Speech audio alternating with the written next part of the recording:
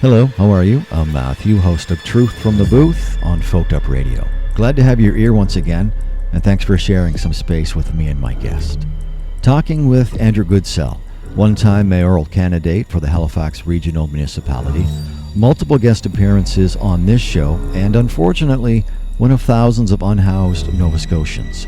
In Andrew's current situation, he exists in the woods in the southern part of the peninsula. What we'll discuss today will more than likely educate you about folks living on the streets, advocating for the basic necessities of life, which is the whole reason behind the conception and creation of Truth from the Booth, keeping the awareness campaign front and center and advocating for change. When Andrew and I spoke, it was a mix of sun and cloud, daytime high 15 degrees Celsius, clouds and possible showers in the forecast all week here in the Halifax Regional Municipality. It's October.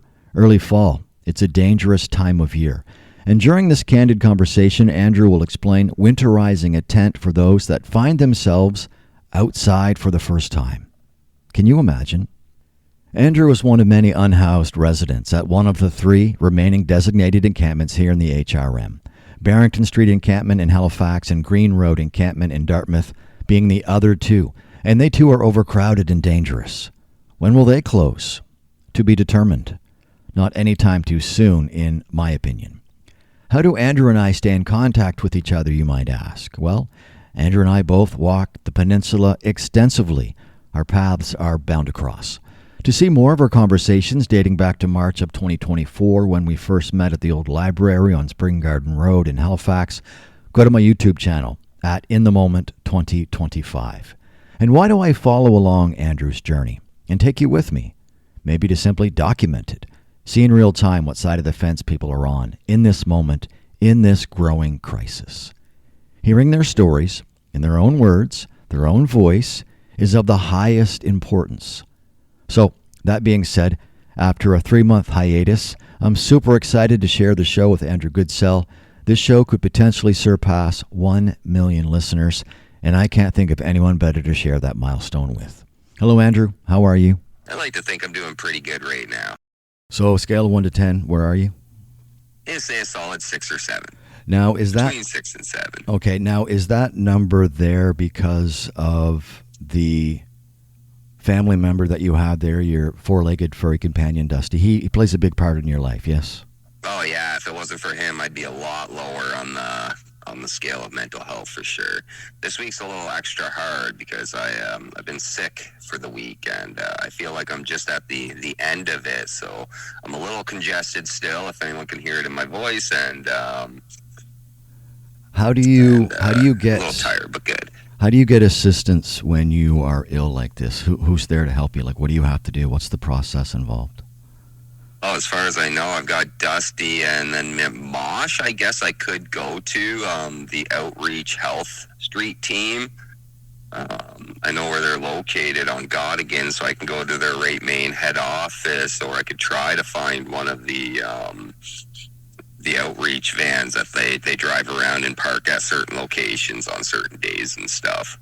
But this is for this kind of cold. It's basically just Dusty is my my big thing. Try to eat well, try to exercise a little, try to rest, and just get all that extra lovin's from the fur baby. Well, let's talk about eating. And I saw you a few weeks ago, and you, like many other people who are unhoused, who are not eating on a regular basis, you are underweight. You would agree, yes? Oh, yeah, I definitely say I'm probably a little underweight for sure. So it's really hard for me because, even for me to go eat, I've got roughly an hour long trip just to go get a meal, right? So me and Dusty got to walk an hour to get a breakfast or to get a lunch or to get a dinner. And then, times that 3 times because I'm not going to sit at one place or around one little area all day. So, and depending on what time it's being served, you have to get up even that much earlier to get there. Well, that's just it. You have to time around the hours of these places, right? It's not like I can decide that I'm going to have lunch at 1 if the place is only going to be open from 12 till 1. Same with breakfast. If their breakfast is from 8 till 9, that means I got to get up and then trek an hour to get breakfast, right? So So it's a lot of work just to get a meal. Andrew, you are at one of the last 3 designated encampments here in the HRM. Who is coming to check in on you on a regular basis? Navigators, other organizations? Who is wondering how Andrew is doing? I honestly feel at this point no one is really worried about how Andrew is doing. I haven't heard or got regular checkups from anyone now, and it feels like quite a while. Maybe a few weeks ago now, someone came and asked me if I wanted anything like batteries. So I got some AA batteries a couple weeks ago, but like I haven't heard anything from these organizations. I haven't heard anything from my housing coordinators at both the Hub or Souls Harbor, and it feels like months now. And yeah, so I don't know what's going on. I feel like they feel like there's nothing they can do for me, so they're just not doing anything. I can hear the just disappointment in your voice. I am very disappointed there, Matthew. Like, to me, it's not that hard to keep regular updates, to give me a call once a week to say, Andrew, we are continuing the housing push for you. Last I heard, I was 70th on the list, and it feels like at least a couple months ago they said this, and I haven't heard anything since. So knowing the way the system works, Matthew, is I'm probably now 170th on the list. Yeah, that's something that I have conversations about with people, that they're on a list and they've been on a list for months, if not years. I mentioned in the beginning of the show in the intro that you are a one-time mayoral candidate.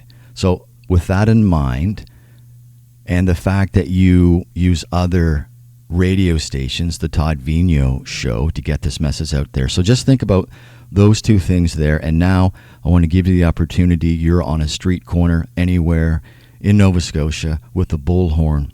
What are you telling people as they pass by? What do people need to know about this crisis right now in October of 2025, Andrew? Well, hands down that we really need to focus on building public housing. I don't think anything else is going to solve the issue. We seem to be putting more and more money into shelters, which we know are a bad situation. Shelters are not meant for people to live in. They're meant to be there for just long enough to transition into a place, and we've got nowhere to transition these people.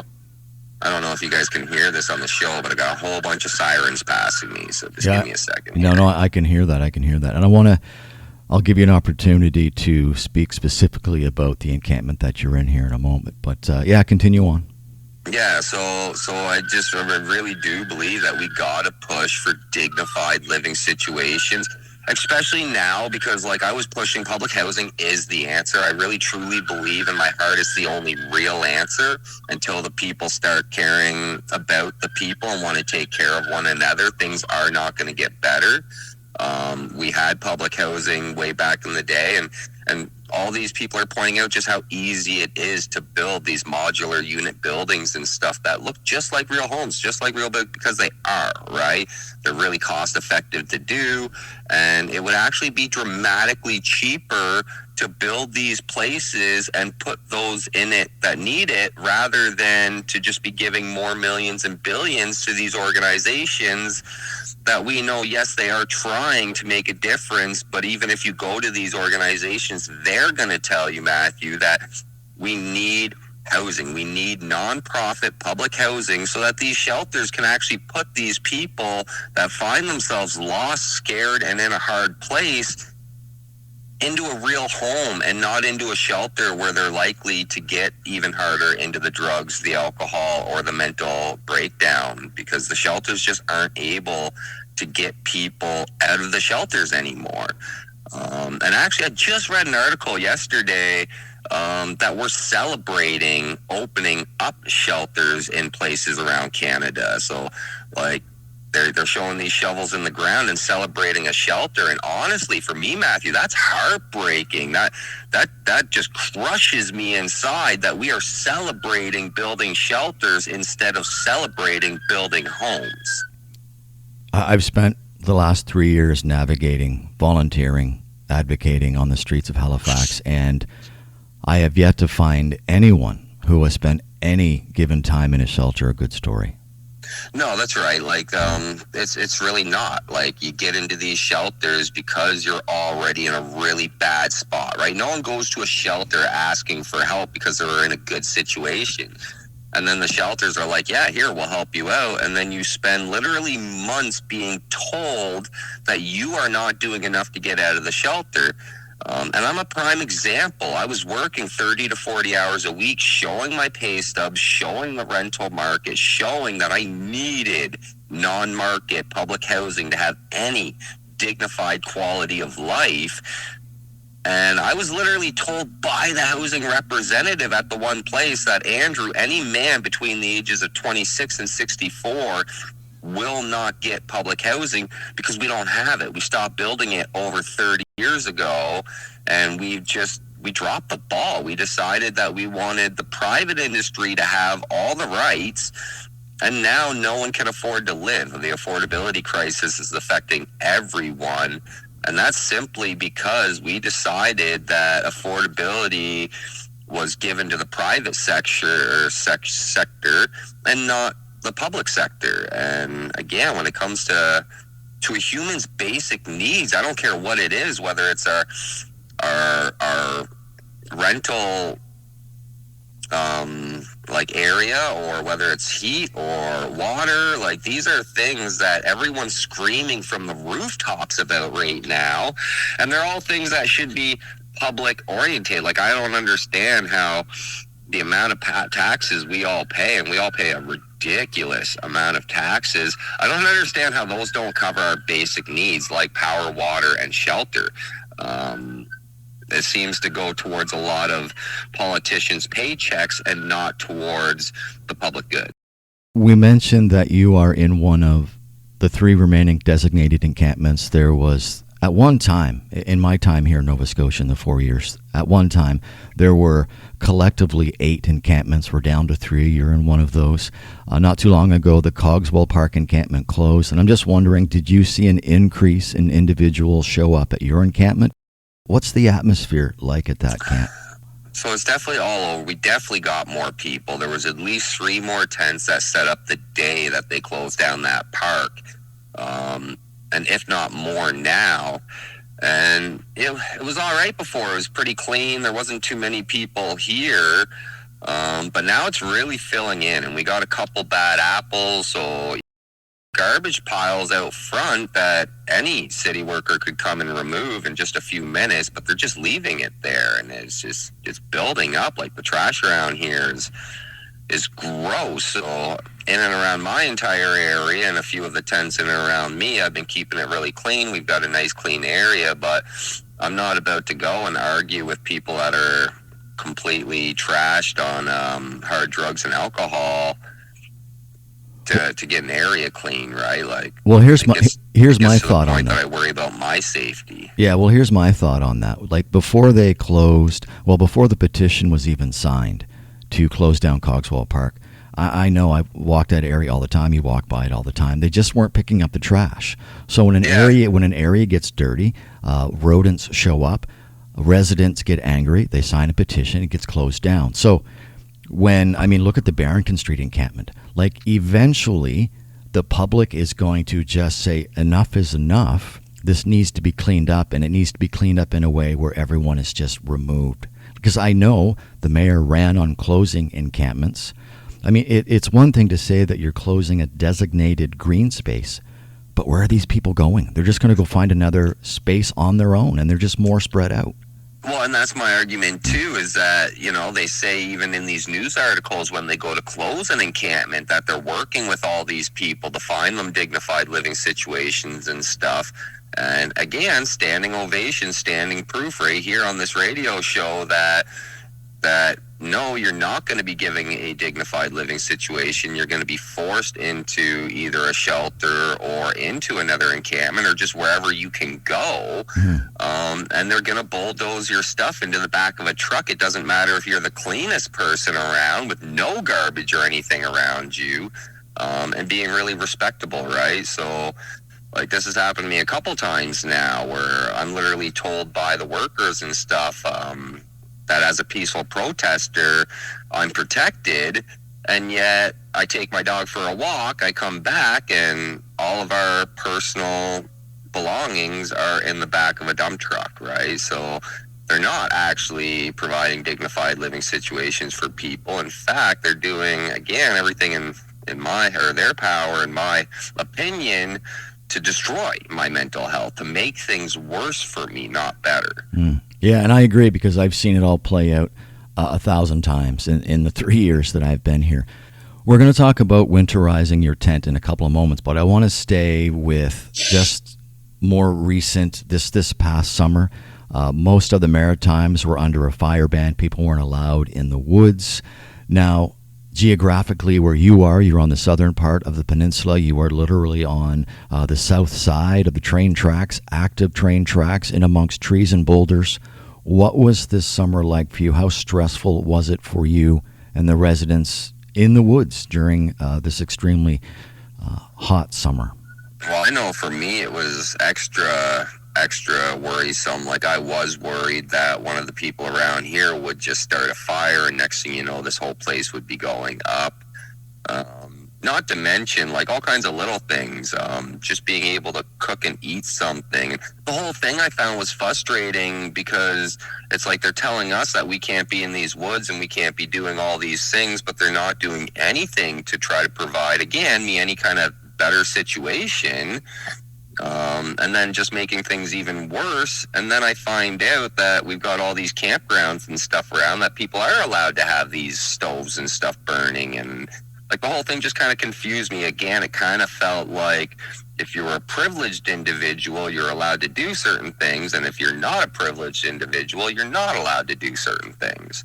Like, I called up the Todd Vino show directly when that wood stands was going on to mention just how, stressful it was for everyone, to mention the situation. I even invited Todd, our counselors, and the mayor to come down and spend a night at the encampment to see the situation, so that they could get a better perspective, my perspective, on why I do the things I do and why I'm where I'm at, right?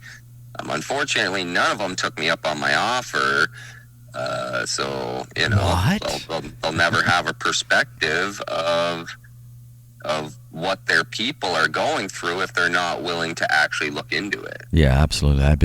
I've been blaring that for 3 years, just telling every politician from every level, get out of your suits, get in your civvies, go for a walk. And really get a sense of, meet some people, see it with your own eyes, smell it. That's just it. A lot of the people around this encampment are actually really decent people. Like, most of, maybe not most of us, I want to say a large majority of us, though, we all do just want a dignified living situation, something that we feel like we can afford and sustain. And neither one of those two key words are available nowadays. Forget someone that might be on income assistance or on a fixed income, even those that are working, again, 30, 40 hours. I was showing these numbers before COVID ever happened, and it was near impossible for someone on minimum wage to get out of the situation. Now that all that stuff's passed, it is impossible. You've got kids moving back in with their parents because they can't afford to live anymore. Working good jobs, like, that's the craziest thing. Like, we got your librarians, your teachers, all these people are going on strike constantly because they can't afford to live. Mm-hmm. Yeah, that's sadly, that's one of the main reasons why people are unhoused. They just can't keep up with the cost of living, escaping domestic violence, out of the hospital, discharged from this and there. So there's a whole host of reasons why people are on the street. But that number, sadly, is increasing, and it's doubled within the last couple of years. Do you have more time to chat? I do. I got 2 police officers that just showed up, though. So give me a second. Maybe come back to you in a minute. I'll just keep rolling. Awesome. Yeah. Perfect. What's going on, guys? Hey, how are you? Not too bad. So we're here investigating a shooting. the shooting here. Oh, perfect. Did you hear the gunshots earlier, Matthew? I got some police here that said that they heard a shooting. What I heard came from over there. So closer down to the bottom part of Wimple Road? Where it sounded like it came to from me. Yeah, but how long ago? I don't know. How long have we been talking for, Matthew? We've been recording for 24 minutes. I'd say about 24 minutes ago. 24 minutes? Okay. I was just starting to talk to my my buddy here when I heard what I thought might have been whatever. It was bangs, right? So 4 loud ones is what it sounded like to me. Okay. And you're saying it came down more that way? It feels, yeah. Again, I was in my tent, so I can only, yeah. Yeah, we're just here trying to get information from my buddy. Like, yeah. Can I just see it? Can I grab your name? Yeah, Andrew Goodsell. Andrew. Oh, this is exciting.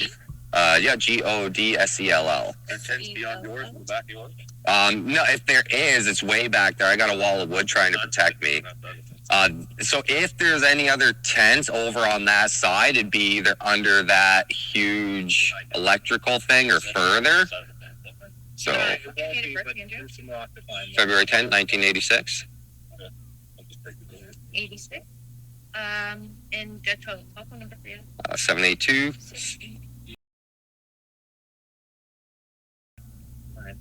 Okay. And Is that tent someone living in it or your storage? That's my storage. The one that says about housing. Yeah. There's a guy there. Is there a guy there? There's a guy there. I doubt he's home or you'd see him. Okay. No, he's probably gone. Some just don't answer, so we just want to make sure everyone's safe. Too. Yeah. No. He's really cool. I like that guy. Couldn't ask for a better neighbor. Yeah, okay. Part of this is just making sure people are safe. Yeah, no, I appreciate it. Like I say, I heard what could have been anything, right? I'm not going to say it was a gunshot, but yeah, if you guys are saying it was a gunshot, then all right. Yeah, trust me, I hear that kind of stuff. I just stay in my tent, man. I've learned if you go to try to investigate shit, you're likely to get involved, right? And I'll leave that to you guys. All right, thanks, guys. All right, sorry about that, Matthew. No worries. You know what? We couldn't have educated the audience better. Wow, talk about a moment, right? I just had the 3 officers come in, and I did hear 4 loud, what I thought were kind of shots, but I couldn't confirm or whatnot, so I just kind of left it and continued doing my thing with you. And like I said to those guys, I've learned that if you hear something outside of your tent, it's best not to investigate, because if you do go to investigate, next thing you know, you're involved in something you do not want to be involved in. So, what an incredible interaction to capture on the radio. Thanks for doing that. Okay, listen, we're going to take a quick break. When we come back, we're going to continue the conversation with Andrew Goodsell, who is just kind of giving up information on a possible shooting at Lower Flynn Park encampments. So just you never know what's going to happen at these encampments. I've said it for many months. They are dangerous locations. We're going to talk about winterizing tents after the break. My name is Matthew. You are listening to Truth from the Booth on Folk Up Radio. We'll be right back.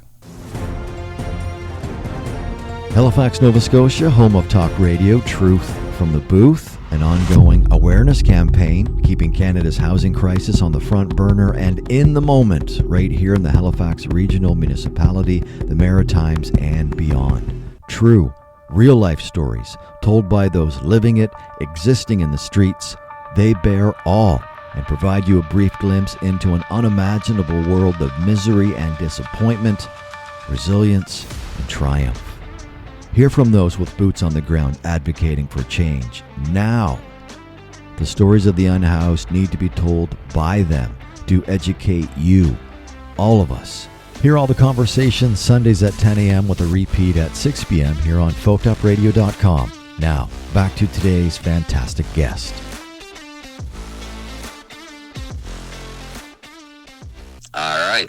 Welcome back, everyone, to Truth from the Booth with Andrew Goodsell and Matthew Grant. Thanks, Andrew. Okay, listen, we're just getting into the earliest parts of fall. The days are getting shorter, nights are getting longer. Can you tell my audience the mental strain that you go under, knowing that eventually it's going to be dark at 5 o'clock winter time. You're going back to a tent. What's that like for you? Wintertime is very, very hard for me. Last year was extremely difficult. Not only was it super wet during the day, but then it was sub-freezing temperatures at night. So you would get damp and wet throughout the day, and then you would literally freeze at night. So it's really, really hard. It's all about trying to winterize your gear as best as you can. I'm all about telling people, get up off the ground, put as many layers between you and the ground as you possibly can. And same as on top of you. So I'm already using 2 big blankets at night because it gets so cold that my one comforter just ain't cutting it. And well, you guys can imagine we're only getting to refrigerator temperatures at night right now. It won't be long before we're in freezer temperatures, and I'll need a 3rd blanket on top of me. And I'm lucky because I got a living heater. Dusty produces quite a bit of heat, so I get to snuggle with him. And a lot of people don't have that. So it is a huge struggle. Trying to keep a tent warm is basically impossible. Unless you're lucky enough to have one of those really expensive hot tents with a wood stove in it, which no one around here has because they are really expensive. And, well, with that woods ban, I don't think anyone would have been able to use. I don't even know if the wood ban is off yet. It makes sense if it's not because it's super, super dry. Well, I guess the burn ban, I know the woods ban's off, but the burn ban, as far as I know, is still on. So it's like we're at really cold temperatures at night, and as far as I know, they're telling us we're not even supposed to be burning the wood. So I don't know. It's a huge struggle though. Mentally, it's really, really hard. I don't think most people realize what it is to live outside in the winter. Last year, me and Dusty had a handful of days where we were actually inside, either at my brother's or something. In a calendar year. We were out. In a calendar year, Andrew, last year, how many days do you think you were inside sleeping? Somewhere between 5 and 10. It was not many. So in 365 days, I bet you I was actually inside a place for 10 of those days, and that's me sleeping on a couch, in a full house. So it's not exactly the most comforting thing either, because I feel like I impose when I'm there, and I'm not comfortable sleeping on my brother's couch for any real length of time, right? Otherwise, I'd be there. Not only that, but I also worry that if I'm sleeping on someone's couch, that I'm not going to get help from these organizations. Not that they seem to be helping anyway, but the minute they think that you're in somewhat of a decent situation, you get completely forgotten about. And I can tell you now, I'm still in my situation, and I feel like I've already been forgotten about. So you are anticipating another winter outside, yes? Yeah, it's really sad, Matthew, but at this point, I'm anticipating every winter outside. I really got to remind the audience that I've been trying to fight for public housing for 10 years, over 10 years now here in Halifax, and I'm not getting it, right? So even, I went from being in a great position where I was trying to actually save money and earn, and then find myself in a rock and a hard place, and instead of actually getting on top of things where I thought I'd be for sure, especially if I was working hard and stuff, I didn't. I found myself basically stagnant, and that it didn't matter. I can save $5,000. Sure, I can save $5,000. But then if I get a place and that money is always being pulled from to pay the difference for whatever place I'm at, it's going to run out. And this is where I say sustainability is key, is because, sure, I could rent a place for a month or two. But then what? I find myself back out onto the streets, rinse and repeat, do it again. And it really blows my mind. I can't believe how many people I hear that say, even after I called a radio show. I remember someone calling up the Todd Vino show after I talked and was like, how come he doesn't save? If he's sleeping in a tent, he shouldn't have a problem saving. And it's like, well, I can save, but first of all, it's really hard to save because it's not like I've got a lot of money coming in. And then if I do save and get to a certain point, it's going to get to a point where again, the money just goes. Gus, come on. Well, that gentleman is just has a disconnect. Dust. The cops coming back? Yeah, the cops just asked me if I'd put Dusty away because they got their dog patrolling the area. Oh, okay. Listen, I want to talk about one final thing, and it kind of goes with, the feedback that you're getting from people, whether it's on the Todd Vigneault show or just out and about in the city. People should know that you do busking, you do a lot of origami work. And a couple of weeks ago, you and I met up in Victoria Park. You had your origami work set out, and we ended up having a conversation with a couple of people who were cheering for the Toronto Blue Jays. So let's end it with this. The Blue Jays play tonight. They're facing elimination against the Seattle Mariners in the American League Championship Series. Don't want to talk about baseball so much, but the conversation that you had with these individuals was very engaging. They ended up giving you, a donation, and they took some origami. How meaningful is that, and what are some of the conversations you're having with people out there, Andrew? And we'll leave it at that. I guess like when it comes to that, it's just about having positive interactions, and it really just goes to show that it really doesn't matter, I don't think, where you come from or whatever. When people decide that they want to engage in something together, then people are happy. So, the Blue Jays game is a great example of a whole bunch of people from all different areas of Canada, all kinds of different ethnicities, you name it, that are getting together to celebrate and support a sports team. And I think that's absolutely, I wish we could do that same kind of support for the people out on the streets and stuff, because it is beautiful when you get people that are just happy because a game's going to play, and they're able to support and cheer on that team, and then you have those positive interactions, and then again, when people are happy, they are more likely to grab a piece of origami, and if they do have a couple dollars to drop in my busking bin, then they will. And even if they don't, the interaction, to me, I always say to people, there's a reason why it says the origami is free on my board. And to me, Matthew, that's because the interaction is priceless. If you actually take the time to stop and look at my stuff and to interact with me, that is the most precious thing I could ask for. If it's a positive interaction, that is the most, it's the most happiest thing I could hope for, that they just took the time to interact and have a positive interaction with me, and to me that's priceless, and anyone that does that deserves a piece of origami, in my opinion. Absolutely. No, it's fun to engage with people, but it was fun for me in that moment just to watch you engage with those people. So you are definitely a bright light wherever you go in the HRM, and I always appreciate you taking the time out of your day, and even taking the time out of your day when you're in the middle of a police investigation. It's amazing. Yeah, I'm really hoping that no one got seriously injured, and the fact that there's actually a police dog sniffing around says to me that they're looking for a weapon or something. And let's just hope that everyone is safe. And this was a perfect moment, I guess, just to show the people this is the kind of stuff that, I got to worry about and deal with on any given day, right? Yeah, so absolutely. Okay. Be safe, my friend.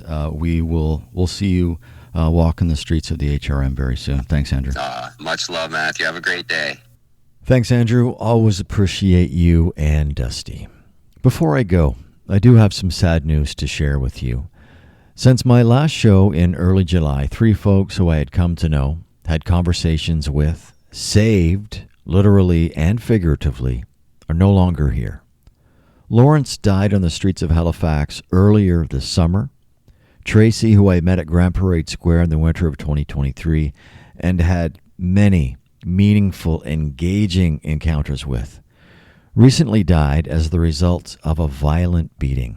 And Frankie, another resident of Grand Parade Square 2023, well, he just up and disappeared. Shocking and lots to process. I will miss that trio. May they rest in peace. To honor them, I will continue to tell the stories and talk to those folks ready to tell their story. So my advice, always make the most of every encounter. Could be as simple as a smile, and just make every conversation count. What's in store for next week, you might ask? Perhaps you're part of the answer. I'm always up for new guests and new conversations. Contact me through the Folked Up Radio website. I'm Matthew. Nice to be back. Comfortable in your ear canal. Hear me in 6 days? Your Sunday soundtrack continues on Canada's #1 folk station, 99.9 FM Perth Andover, and folkedupradio.com.